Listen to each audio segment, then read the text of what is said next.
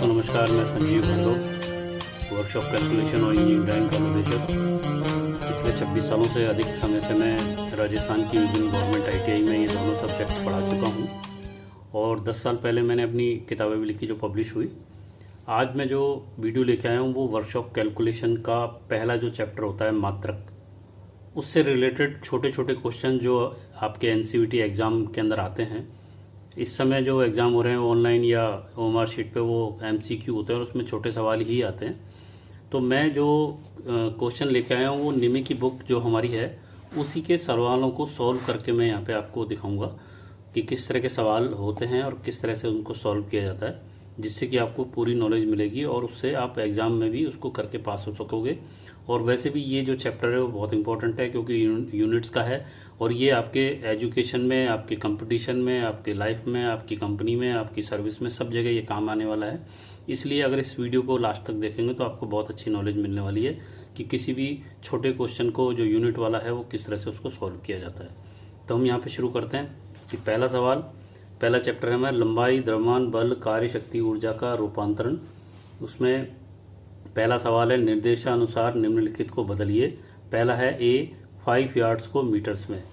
तो यहाँ पे मेरा ये सवाल 5 यार्ड्स को मीटर में बदलेंगे। तो यहाँ पे हम जानते हैं कि 1 मीटर बराबर 100 सेंटीमीटर होता है और 1 यार्ड यानी 1 गज बराबर होता है 91.44 सेंटीमीटर। तो हम जब 1 यार्ड की वैल्यू मीटर में निकालेंगे तो हम 91.44 सेंटीमीटर में 100 सेंटीमीटर का अगर भाग देंगे तो हमारी वैल्यू आएगी 0.9144 मीटर। यानी कि 1 यार्ड्स की वैल्यू जो निकालने के लिए हम 91.44 में 100 का भाग देंगे तो हमारा मीटर के अंदर वैल्यू आ जाएगी 0.9144 मीटर। और यहाँ हम 5 यार्ड्स का 5 यार्ड्स की वैल्यू निकाल रहे हैं तो सीधा यहाँ पे 5 से इसका 0.9144 का मल्टीप्लाई हो जाएगा जो कि 4.572 मीटर उत्तर हो जाएगा। मैंने यहाँ पे सवालों को सॉल्व कर रखा है जिससे कि मेरा टाइम बचे और वीडियो के अंदर ज़्यादा से ज़्यादा मैं सवाल ले सकूँ। उसके बाद हमारा जो बी सवाल है वो है 15 माइल को किलोमीटर में बदलिए। तो यहाँ पे हमारा है कि हम जानते हैं कि 1 किलोमीटर बराबर 1000 मीटर होता है और 1 माइल्स बराबर होता है 1609 मीटर। तो जब हम 1 मील्स की किलोमीटर में वैल्यू निकालेंगे तो हम 1600 मीटर को 1 के अंदर 1000 मीटर का भाग देंगे तो हमारा जो वैल्यू आ जाएगी 1.609 किलोमीटर जो हमारी 1 माइल के बराबर होगी। तो हम जब यहाँ 15 माइल की वैल्यू निकालना चाह रहे हैं तो 15 के अंदर 1 माइल की जब वैल्यू का मल्टीप्लाई कर देंगे तो हमारे पास 24.135 किलोमीटर आएगा जो कि इसका उत्तर हो जाएगा। तो आपने देखा कि किस तरह से मैं इस सवाल को सॉल्व करता हूँ। अगर इस तरह से आप करोगे तो आपके सवाल सॉल्व हो जाएंगे और गलती भी आपकी नहीं होगी। इसके बाद तीसरा सवाल है हमारा 7 मीटर को यार्ड्स में बदलिए। तो तीसरे सवाल के अंदर 7 मीटर को यार्ड्स में बदलने के लिए हम जानते हैं कि 1 मीटर बराबर 100 सेंटीमीटर होता है, 1 यार्ड बराबर हमारा 91.44 सेंटीमीटर होता है और 1 मीटर की वैल्यू जब हम गज में निकालेंगे तो हम 100 सेंटीमीटर में 91.44 का भाग दे देंगे तो हमारी मीटर की वैल्यू गज में आ जाएगी जो कि 1.093 गज के बराबर होती है। तो यहाँ 7 मीटर की वैल्यू को गज में निकालने के लिए 7 को हम 1.093 से मल्टीप्लाई कर देंगे तो हमारा 7.651 गज आएगा जो इसका उत्तर हो जाएगा। इसके बाद जो चौथा सवाल है वो है हमारा 320 किलोमीटर को माइल्स में। तो यहाँ पे हमारा चौथा सवाल इस तरह से सॉल्व होगा कि हम जानते हैं कि 1 किलोमीटर बराबर 1000 मीटर होते हैं और 1 माइल्स बराबर 1609 मीटर होते हैं। तो 1 किलोमीटर की वैल्यू हम जब माइल्स में निकालेंगे तो हम 1000 मीटर में 1609 मीटर का भाग दे देंगे तो हमारे पास 0.6215 माइल्स 1 किलोमीटर की वैल्यू आ जाएगी। तो हम 320 किलोमीटर की वैल्यू जब माइल में निकालना चाहेंगे तो 320 को हम 0.6215 से मल्टीप्लाई करेंगे जो ये वैल्यू आ जाएगी 198.88 माइल्स। तो ये हमारा उत्तर हो जाएगा। तो इसके बाद हमारा जो अगला सवाल है वो है बदलिए 5 पाउंड को किलोग्राम में। तो अगले जो सवाल आएंगे वो वेट से रिलेटेड होंगे। तो यहाँ पे 5 पाउंड को किलोग्राम में, तो यहाँ पे 5 पाउंड को किलोग्राम में बदलने के लिए हम जानते हैं कि 1 किलोग्राम बराबर होता है 1000 ग्राम और 1 पाउंड बराबर होता है 453.6 ग्राम। जब पाउंड की वैल्यू किलोग्राम में निकालेंगे तो हम पाउंड की वैल्यू को पहले रखेंगे और किलोग्राम की जो वैल्यू हमने ग्राम में निकाली है उसको हम नीचे रखेंगे। इसमें जब इसका भाग देंगे तो हमारे पास वैल्यू आएगी 0.4536 kg। इस वैल्यू जो 1 पाउंड की वैल्यू हमारे पास kg में आ गई है उसको हम यहाँ पे रखेंगे 5 पाउंड बराबर 5 गुणा 0.454 बराबर 2.27 kg, तो जो हमारे 5 पाउंड के बराबर होगा। अगला सवाल है हमारा 8.5 किलोग्राम को पाउंड में बदलिए। तो इसके अंदर हम फिर से वही यहाँ लिखेंगे कि 1 kg बराबर 1000 ग्राम होता है और 1 पाउंड बराबर होता है 453.6 ग्राम। तो हमारे को किलोग्राम की वैल्यू को पाउंड में बदलना है, इसलिए हम किलोग्राम की वैल्यू को पहले ऊपर रखेंगे और पाउंड की वैल्यू जो हमने ग्राम में निकाली उसको नीचे रखेंगे। तो ये हमारे पास यहाँ पे वैल्यू आ जाएगी, 1 किलोग्राम की वैल्यू पाउंड के अंदर आ जाएगी। तो यहाँ पे 8.5 kg को हम पाउंड में बदल रहे हैं, तो यहाँ पे kg की जगह जब पाउंड की वैल्यू रखेंगे हम तो 2.204 को 8.5 से मल्टीप्लाई करने पे 18.734 पाउंड हमारा वैल्यू आ जाएगी। इसके बाद हमारा अगला सवाल है 5 औंस को ग्राम में। तो यहाँ 5 औंस को ग्राम में बदलते हैं। तो इसमें हम जानते हैं कि 1 औंस बराबर होता है 28.35 ग्राम। तो सीधा हमारा 5 औंस की वैल्यू निकालने के लिए 5 से हम इस संख्या को गुणा कर देंगे, तो हमारी ये वैल्यू आ जाएगी 141.75 ग्राम। इसके बाद जो सवाल हमारा आ रहा है वो आ रहा है दूरी के बारे में या डिस्टेंस के बारे में, कि पहला सवाल है इसमें 40 इंच को सेंटीमीटर में बदलिए। तो यहाँ पे 40 इंच को जब सेंटीमीटर में बदलेंगे तो हमारे को इंच की वैल्यू सेंटीमीटर में पता होनी चाहिए, क्योंकि 1 इंच बराबर 2.54 सेंटीमीटर होता है। इसलिए 40 इंच को हम बदलने के लिए 40 से 2.54 को मल्टीप्लाई करेंगे तो 101.6 सेंटीमीटर हमारा वैल्यू आएगी, जो हमारा उत्तर भी होगा। इसके बाद अगला सवाल है 12 फीट को मीटर्स में।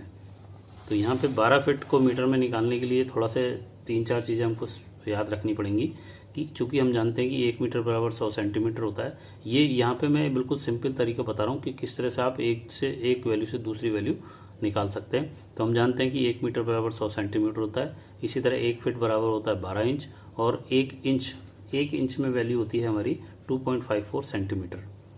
तो 1 फीट में हमारी हो जाएगी 12 इंटू 2.54 सेंटीमीटर, जो कि 30.48 सेंटीमीटर के बराबर होगी। अब हमारे को फिट की वैल्यू जो है मीटर में चाहिए, तो जो फिट की वैल्यू हमारी सेंटीमीटर में आई है वो 30.48 है, और हमारे पास जो 1 मीटर की वैल्यू 100 सेंटीमीटर है, इस तो 30.48 में 100 का भाग देंगे तो हमारे पास वैल्यू आ जाएगी 0.3048 मीटर। तो ये 1 फीट की वैल्यू हमारी 0.3048 मीटर इस तरह से निकाल सकते हैं, क्योंकि ये चीज़ें हमारी छोटी छोटी याद रहती हैं, लेकिन डायरेक्ट हमको मान या अगर याद नहीं है तो हमको निकालना भी आना चाहिए कि किस तरह से किसी वैल्यू की दूसरे वैल्यू में किस तरह से निकाला जाता है, राशि को एक राशि से दूसरी राशि में किस तरह से परिवर्तित किया जाता है, उसके लिए ये स्टेप मैंने यहाँ पे बना रखे हैं। तो 12 फीट की जो डिस्टेंस है उसको मीटर में बदलने के लिए 1 फीट की दूरी हमारी मीटर में 0.305 है, तो 12 से मल्टीप्लाई करेंगे तो यहाँ पे 3.66 मीटर उत्तर आएगा, जो मीटर के बराबर होगा। अगला सी जो है हमारा 5 मीटर को इंच में। अगला सवाल है हमारा 5 मीटर को इंच में बदलिए। तो यहाँ पे हम जानते हैं कि 1 मीटर बराबर होता है 100 सेंटीमीटर, 1 इंच बराबर होता है 2.54 सेंटीमीटर। अब दोनों की हमारी सेंटीमीटर में वैल्यू आ गई है, इसलिए इसको हम आपस में गुणा भाग कर सकते हैं। तो यहाँ पे हम 1 मीटर का इंच में वैल्यू निकालने के लिए 100 में अपन 2.54 का डिवाइड करेंगे 39.37 इंच, और 5 मीटर की वैल्यू निकालने के लिए 5 गुणा 39.37 से मल्टीप्लाई कर देंगे तो हमारा यहाँ आ जाएगा 196.85 इंच। तो 5 मीटर की वैल्यू हमारी 196.85 इंच वैल्यू होगी। इसके बाद अगला सवाल है हमारा 8 मीटर को फिट में बदलिए। 8 मीटर को फिट में बदलिए। तो यहाँ पे हम जानते हैं 1 मीटर बराबर 100 सेंटीमीटर, 1 फीट बराबर होता है 12 इंटू 2.54 सेंटीमीटर, तो 30.48 सेंटीमीटर होता है। अब हमारे को मीटर से इंच में, मीटर से जब फिट में बदलना है तो मीटर की वैल्यू हमारी सेंटीमीटर में और फिट की वैल्यू हमारी सेंटीमीटर में है। तो मीटर की वैल्यू पहले लिखी जाएगी और फिट की वैल्यू नीचे भाग दी जाएगी। तो 100 में हम 30.48 का भाग देंगे तो 3.28 फिट आएगा हमारा 1 मीटर के बराबर। इसलिए 8 मीटर की वैल्यू निकालने के लिए इस 3.28 को 8 से मल्टीप्लाई करेंगे तो 26.24 फिट उत्तर हो जाएगा। अगला जो सवाल है हमारा ये है, बदलिए 234 क्यूबिक मीटर को गैलन में। तो ये हमारी मात्रा से संबंधित है, जहाँ पर लिक्विड चीज़ों की कैलकुलेशन की जाती है। तो क्यूबिक मीटर को गैलन में हमको बदलना है। तो हम जानते हैं यहाँ पे 1 क्यूबिक मीटर बराबर होता है 1000 लीटर, 1 गैलन में होता है हमारा 4.54 लीटर। इसलिए 1 क्यूबिक मीटर बराबर 1000 लीटर में 4.54 का भाग देंगे, क्योंकि हमारे को वैल्यू क्यूबिक मीटर से और गैलन की निकालनी है। तो गैलन की वैल्यू हमारी नीचे आएगी, क्यूबिक मीटर की वैल्यू लीटर के अंदर ऊपर आएगी। तो 1000 में जब 4.54 का भाग देंगे तो ये 220.26 गैलन आएगा। तो हमारे को 234 क्यूबिक मीटर का वैल्यू निकालने के लिए 234 गुणा 220.26 के मल्टीप्लाई करेंगे तो 51,540.84 गैलन उत्तर आ जाएगा। इसके बाद अगला सवाल है हमारा 2 क्यूबिक फीट को लीटर्स में बदलिए। तो फिर से हम जानते हैं कि 1 क्यूबिक फीट बराबर होता है, 1 क्यूबिक फीट को हम 1 FT की पावर 3 भी लिख सकते हैं। क्यूबिक का मतलब यहाँ पावर 3 होता है, तो 1 फीट की पावर 3 बराबर 6.25 गैलन होता है। इसलिए 1 गैलन की वैल्यू, और हम जानते हैं कि 1 गैलन की वैल्यू होती है 4.54 लीटर, इसलिए क्यूबिक फीट की वैल्यू हमारी 6.25 मल्टीप्लाई 4.24 लीटर हो जाएगी, जो कि 28.375 लीटर होती है। तो यहाँ 2 क्यूबिक फीट की वैल्यू निकालने के लिए, लीटर में निकालने के लिए हम 28.375 को 2 से मल्टीप्लाई करेंगे, जो कि 56.75 लीटर आएगा, जो हमारा उत्तर हो जाएगा। इसके बाद है हमारा 2.5 गैलन को लीटर में बदलिए। तो यहाँ हम जानते हैं सीधा 1 गैलन बराबर होता है 4.54 लीटर। तो यहाँ पे 2.5 से इसको डायरेक्ट गुणा कर देंगे, जो कि 11.35 लीटर के बराबर आएगा, जो कि हमारा उत्तर हो जाएगा। इसके बाद है 5 लीटर को गैलन में बदलिए। तो हम जानते हैं कि 1 गैलन बराबर होता है 4.54 लीटर, इसलिए 1 लीटर की वैल्यू निकालने के लिए इस 1 में 4.54 का भाग देंगे, इससे हमारी वैल्यू हो जाएगी 0.2202 गैलन। तो यहाँ पे एक चीज़ हमें ये और ध्यान रखना चाहिए कि कौन सी राशि बड़ी है और कौन सी राशि छोटी है। तो यहाँ पे लीटर की राशि गैलन के मुकाबले छोटी होती है, इसलिए जब हमको गुणा करना पड़ता है छोटी संख्या से बड़ी संख्या को निकालते हैं तो हम भाग देते हैं। तो यहाँ पे छोटी संख्या की वैल्यू निकालनी है बड़ी संख्या के अंदर, तो उसके अंदर हमारे का भाग देना पड़ेगा, जो कि 1/4.54 होगा, जो कि 0.2202 के बराबर होता है। इसलिए 5 लीटर बराबर हो जाएगा 5 गुणा 0.2202 बराबर 1.101 गैलन उत्तर। इसके बाद अगला सवाल है जो टेम्परेचर से संबंधित है। तो यहाँ पे निम्नलिखित प्रश्नों के उत्तर दीजिए। 120 डिग्री सेंटीग्रेड को फ़ारेनहाइट में निकालना है। तो यहाँ पे हम जानते हैं कि 120 डिग्री का यहाँ पे फॉर्मूला होता है C/5 F-32/9। तो यहाँ पे जो सेंटीग्रेड की वैल्यू फ़ारेनहाइट में निकालनी है, तो सेंटीग्रेड की जगह हम वो वैल्यू रख देंगे जिसकी वैल्यू निकालनी है, तो वो 120 आ जाएगी। तो यहाँ पे 120/5 बराबर F-32/9। तो ये 120 हमारा 5 से कट जाएगा 24 बार, और 24 का गुणा हो जाएगा 9 से। तो ये F-32 हमारा 24 × 9 के बराबर हो जाएगा। F-32 बराबर 216। अब ये जो राशि है पक्षांतर होकर जब इधर जाएगी तो माइनस होने की वजह से पक्षांतर करने पर हम इसको इधर ले जाकर प्लस में कर देंगे। तो 216 में ये 32 जुड़ जाएगा, तो ये 248 डिग्री फ़ारेनहाइट हो जाएगा, जो कि 120 डिग्री सेंटीग्रेड की वैल्यू के बराबर होगा।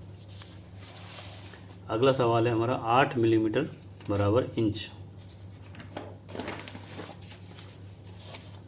तो यहाँ 8 मिलीमीटर को इंच में बदलना है। तो हम जानते हैं कि 1 इंच बराबर होता है 2.54 सेंटीमीटर या फिर 25.4 मिलीमीटर होता है, क्योंकि 1 सेंटीमीटर हमारा बराबर होता है 1 सेंटीमीटर हमारा 10 मिलीमीटर के बराबर होता है। इसलिए अगर 2.54 में जब 10 का मल्टीप्लाई करेंगे तो ये 25.4 आएगा, जो कि हमारे 1 इंच की वैल्यू 25.4 मिलीमीटर हो जाएगी। अब हमको जब मिलीमीटर से इंच में जाना है तो हमारी ये राशि बड़ी है और ये राशि छोटी है। अब जब छोटी से बड़ी की तरफ जाएंगे तो ये संख्या भाग में जाएगी, तो ये 1/25.4 हो जाएगा। तो हम यहाँ डायरेक्ट 8 मिलीमीटर का मान इंच में निकालने के लिए 8 से 1/25.4 का मल्टीप्लाई कर देंगे, जो कि हमारे 0.314 इंच आएगा। ये उत्तर हो जाएगा। इसके बाद अगला सवाल है 12 मिलीमीटर को इंच में बदलिए। तो उसी तरह से ये भी हो जाएगा कि 12 मिलीमीटर को हम 12 को 1/25.4 से मल्टीप्लाई कर देंगे, तो हमारी वैल्यू 0.47244 इंच हो जाएगी, जो कि उत्तर होगा। इसके बाद छठा सवाल है एक गाड़ी 40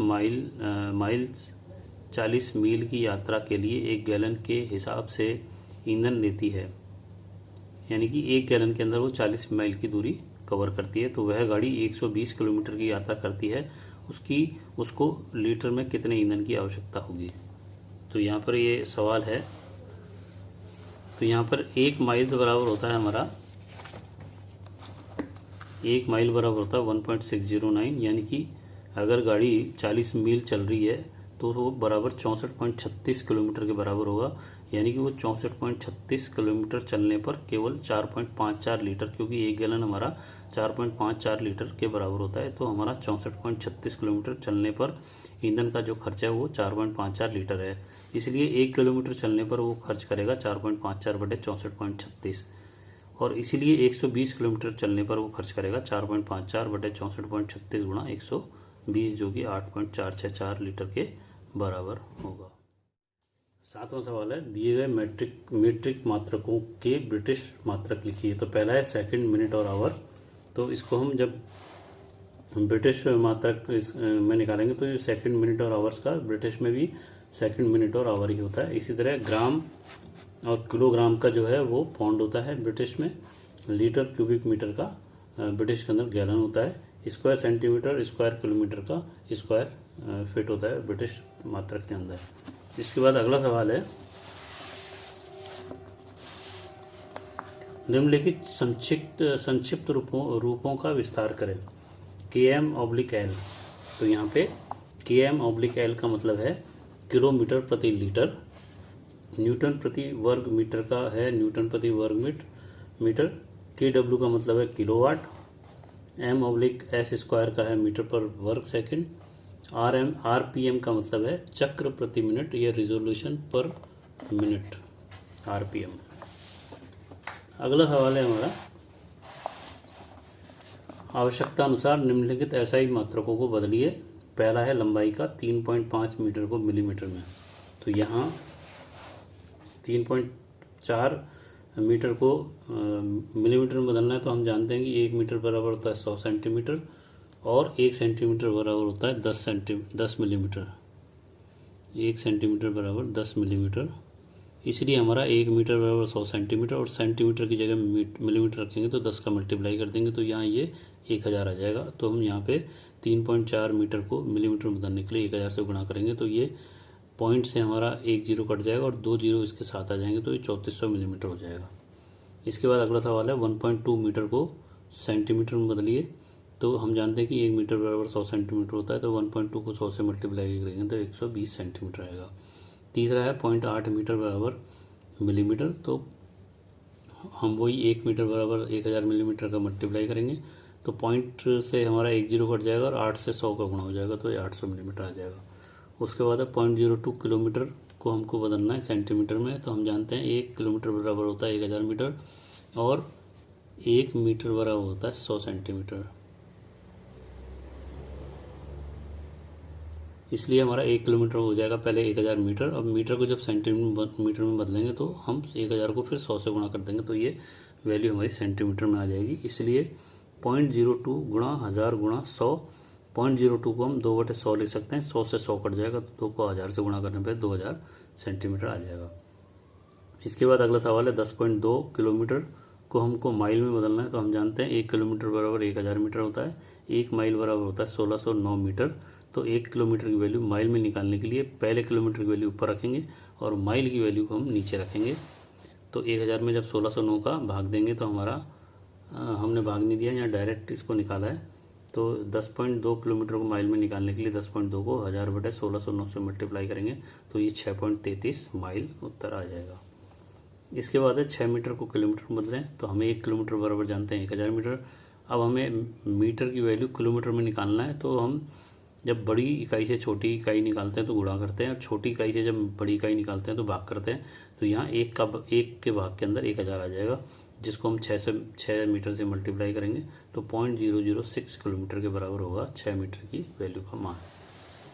इसके बाद है 18 मीटर की वैल्यू मिलीमीटर में।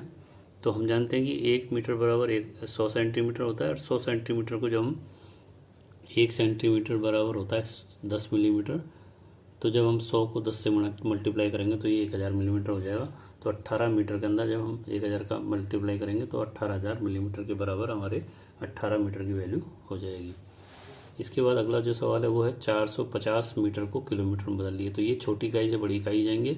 तो यहाँ 1 किलोमीटर बराबर 1000 मीटर और 1 मीटर बराबर 1/1000 किलोमीटर आएगा। तो यहाँ पे 450 के अंदर 1/1000 का जब मल्टीप्लाई करेंगे तो यहाँ पे 0.45 किलोमीटर उत्तर आ जाएगा। इसके बाद है हमारा 85 सेंटीमीटर को किलोमीटर में बदलिए। ये भी हमारी छोटी इकाई से बड़ी इकाई की तरफ जा रहे हैं तो भाग देना पड़ेगा।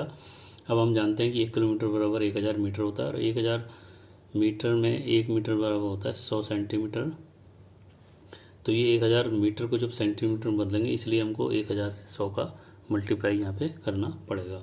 तो यहाँ जब हम सेंटीमीटर से किलोमीटर के लिए जाएंगे तो वो 1/, हमको सेंटीमीटर की वैल्यू तो हमको रखनी है 1 और ये जो वैल्यू है ये रखेंगे नीचे, तो 1/1000 गुणा 100। तो 85 को हम 1 गुणा कर देंगे 1/1000 × 100, तो ये हमारा 0.00085 किलोमीटर आ जाएगा। इसके बाद अगला सवाल है हमारा 0.06 किलोमीटर को मिलीमीटर में। तो फिर से वही 1 किलोमीटर बराबर 1000 मीटर, 1000 मीटर को 100 से गुणा करेंगे तो सेंटीमीटर में हो जाएगा और सेंटीमीटर को फिर मिलीमीटर में बदलेंगे तो फिर 10 का गुणा होगा, यानी कि 1000 गुणा 100 गुणा 10। अब हम किलोमीटर से मिलीमीटर जा रहे हैं, यानी बड़ी इकाई से छोटी इकाई की तरफ जा रहे हैं। तो बड़ी इकाई से करते समय मल्टीप्लाई करेंगे तो 0.06 में 1000, 100 और 10 का मल्टीप्लाई करेंगे तो ये 60,000 मिलीमीटर हमारा उत्तर हो जाएगा।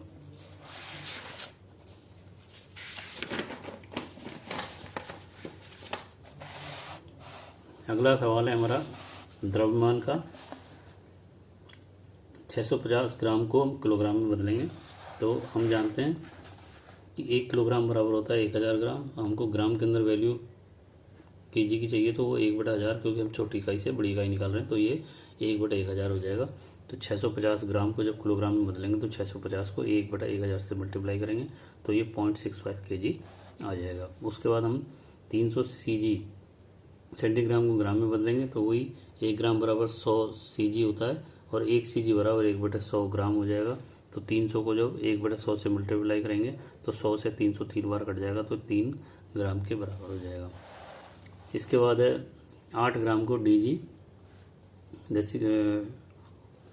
डेसीग्राम, 1 ग्राम बराबर 10 डेसीग्राम होता है तो सीधा 8 का 10 से मल्टीप्लाई हो जाएगा तो 80 डेसीग्राम हमारा उत्तर हो जाएगा। इसके बाद 120 मिलीग्राम को ग्राम में बदलेंगे। 1 ग्राम बराबर होता है 1000 मिलीग्राम। 1 मिलीग्राम की वैल्यू निकालने के लिए 1/1000 कर देंगे, क्योंकि छोटी इकाई की वैल्यू चाहिए हमको बड़ी इकाई में। तो 1/1000 का मल्टीप्लाई जब 120 से करेंगे तो ये 0.12 ग्राम आ जाएगा। इसके बाद अगला सवाल है हमारा 8 डेकाग्राम। 8 डेकाग्राम को मिलीग्राम में बदलना है। तो 1 डेकाग्राम होता है हमारा 10,000 मिलीग्राम। एक डेकाग्राम होता है हमारा 10,000 मिलीग्राम। तो हम सीधा 8 से मल्टीप्लाई करेंगे तो ये 80,000 मिलीग्राम उत्तर हमारा हो जाएगा। इसके बाद है 2.5 ग्राम को मिलीग्राम में बदलेंगे तो 1 ग्राम बराबर होता है 1000 मिलीग्राम। तो हम सीधा यहाँ 2.5 को 1000 से मल्टीप्लाई करेंगे तो 2500 मिलीग्राम उत्तर हो जाएगा।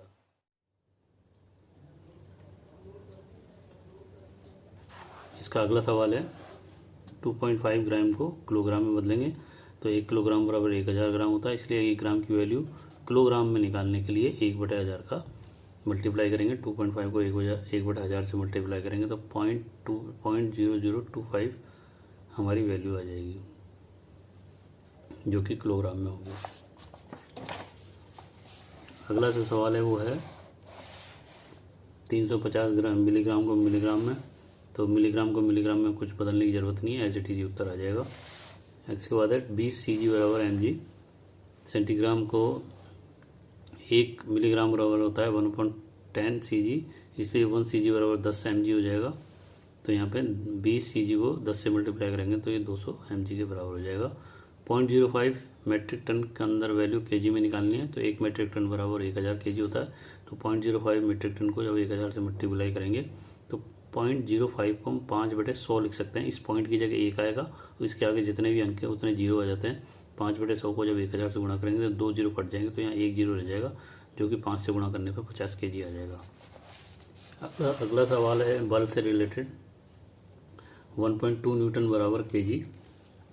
तो हम जानते हैं कि 1 केजी बराबर होता है 9.81 न्यूटन, या 1 न्यूटन। जब 1 न्यूटन की वैल्यू केजी में निकालेंगे तो हम इसका उल्टा कर देंगे तो ये 1/9.81 केजी आ जाएगा। तो यहाँ 1.2 न्यूटन को अंदर 1/9.81 केजी का मल्टीप्लाई करेंगे तो हमारा 0.122 केजी आ जाएगा, जो कि 1.2 न्यूटन के बराबर होगा। इसके बाद है 2.6 न्यूटन को केजी में बदलना है हमें। तो चूँकि हम जानते हैं कि वही सवाल है, उसके अंदर 2.6 न्यूटन के अंदर 1/9.81 का मल्टीप्लाई करेंगे तो ये 0.265 केजी के बराबर हो जाएगा। इसके बाद अगला जो सवाल है वो 800 न्यूटन को किलो न्यूटन में बदलेंगे। तो 1 किलो न्यूटन बराबर होता है 1000 न्यूटन। 1 न्यूटन की वैल्यू किलो न्यूटन में निकालने के लिए 1/1000 हो जाएगा। 800 में जब इसका गुणा करेंगे तो 2 जीरो इससे कट जाएंगे तो 8/10 आएगा। तो 8/10 को 0.8 लिख सकते हैं, जो कि हमारा किलो न्यूटन के बराबर होगा। अगला हमारा सवाल है 14.5 केजी को न्यूटन में बदलो। 1 केजी बराबर होता है 9.8 न्यूटन। तो सीधा हम 14.5 को 9.81 से गुणा कर देंगे तो 142.245 न्यूटन आ जाएगा। अगला जो हमारा सवाल है वो है कार्य ऊर्जा ऊष्मा के, जिसमें है 2 न्यूटन मीटर बराबर न्यूटन सेंटीमीटर। तो 2 न्यूटन मीटर को न्यूटन सेंटीमीटर बदलने के लिए 1 मीटर बराबर होता है 100 सेंटीमीटर। तो यहाँ 2 न्यूटन मीटर को 100 से गुणा कर देंगे तो 200 न्यूटन सेंटीमीटर आ जाएगा। इसके बाद हमारा अगला सवाल 50 न्यूटन सेंटीमीटर को न्यूटन मीटर में। तो हम जानते हैं 1 मीटर बराबर 100 सेंटीमीटर, 1 सेंटीमीटर बराबर 1/100 मीटर हो जाएगा। तो 50 न्यूटन सेंटीमीटर को न्यूटन मीटर में बदलने के लिए 50 को 1/100 से मल्टीप्लाई करेंगे तो ये 5/10 आएगा, जो कि 0.5 न्यूटन मीटर के बराबर हो जाएगा। 120 केजी को जो 120 किलो जूल को जूल में बदलना है। तो सीधा 1 किलो बराबर होता है 1000, तो 1000 से मल्टीप्लाई हो जाएगा। तो 120 गुणा 1000 1,20,000 जूल उत्तर। अगला सवाल है 40 जूल को किलो जूल में। तो 1 किलो जूल बराबर होता है 1000 जूल। तो जूल की वैल्यू किलो जूल में निकालने के लिए 1/1000 कर देंगे। तो 40/1000 0 से 0 कट गया, 4/100 0.04 किलो जूल उत्तर हो जाएगा। अगला सवाल है 300 वाट बराबर किलो वाट। तो हम 1 किलो वाट बराबर होता है 1000 वाट। 1 वाट बराबर हो जाएगा 1/1000 किलो वाट। तो 300 वाट बराबर हो जाएगा 300 गुणा 1/1000। तो 300 को 1000 कटेंगे तो 3/10 आएगा, तो उसको 0.3 किलो वाट लिख सकते हैं। अगले जो सवाल है वो हमारे शक्ति के हैं। 200 मिली वाट बराबर वाट। 200 मिली वाट बराबर वाट। तो 1 वाट बराबर होता है 1000 मिली वाट। 1 मिली वाट बराबर 1000 वाट कहलाएगा। तो 200 मिली वाट बराबर 200 गुणा 1/1000, तो कट के 0.02 वाट आ जाएगा। 0.2 वाट उत्तर आ जाएगा। 0.2 किलो वाट को वाट में बदलें तो 1 किलो वाट बराबर 1000। 0.2 को 1000 से गुणा करेंगे तो 0.2 को लिख सकते हैं 2/10, और 10 से 1 जीरो कट जाएगी तो 100 बच जाएगा। तो 2 को 100 से गुणा करने पर ये 200 वाट आ जाएगा। अगला सवाल है हमारा 300 किलोवाट को मिली वाट में। तो हम जानते हैं 1 किलो वाट बराबर 1000 वाट। 1 वाट बराबर 1000 मिली वाट। तो 1 किलो वाट बराबर हो जाएगा 1000 × 1000 मिली वाट। ये होता है 10 की पावर 3, ये भी 10 की पावर 3। तो जब हमारे बेस जो कि 10 हैं बराबर होते हैं तो घात यहाँ पे गुणा होने पर ये घातें जुड़ जाती है। 3 और 3 6 हो जाएगा। तो यहाँ पर 300 किलोवाट को 1000 × 1000 से गुणा करेंगे तो 300 को हम 100 लिख सकते हैं, जो कि 10 की पावर 2 के बराबर होता है। ये 10 की पावर 3 है, ये 10 की पावर 3 है। तो तीनों के घात बराबर होने पर ये तीनों के आधार बराबर, आधार हमारे 10 हैं, ये बराबर हैं। इस वजह से इनकी घातें जुड़ जाएंगी। 2 + 3 + 3 ये 3, 3 6 और 2 8। तो यहाँ 3 × 10 की पावर 8 वाट उत्तर हमारा हो जाएगा। इसके बाद 2 × 10 की पावर 6 वाट को हम मिली वाट में बदलेंगे। तो 1 वाट बराबर होता है 1000 मिली वाट। तो 1 वाट बराबर 10 की पावर 3 मिली वाट। तो 10 की पावर 6 × 10 की पावर 3 हो जाएगा। 10 और 10, हाँ, आधार हमारा 10 होने की वजह से घात जुड़ जाएंगी, 6 और 3 हो जाएंगी। तो ये 10 की पावर 10, 2 × 10 की पावर 9 उत्तर मिली वाट में आ जाएगा।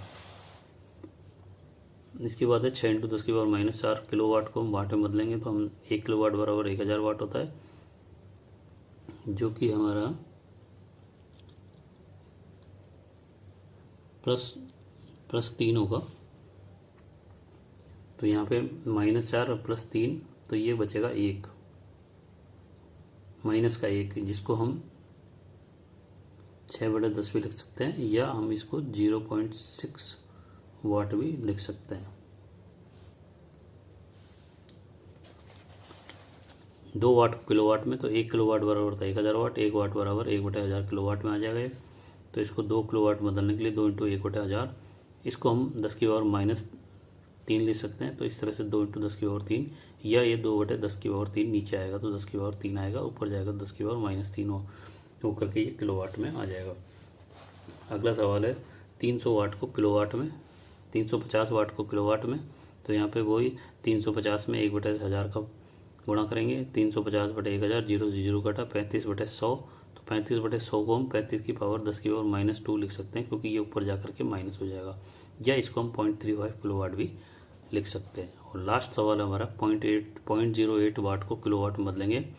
तो 0.08 को 10⁻³ से हम मल्टीप्लाई करेंगे। तो 0.08 को हम 8/10⁻² लिख सकते हैं नीचे जा करके, और ऊपर -3 है, ऊपर 2 हमारी ऊपर जा करके -2 हो जाएगी।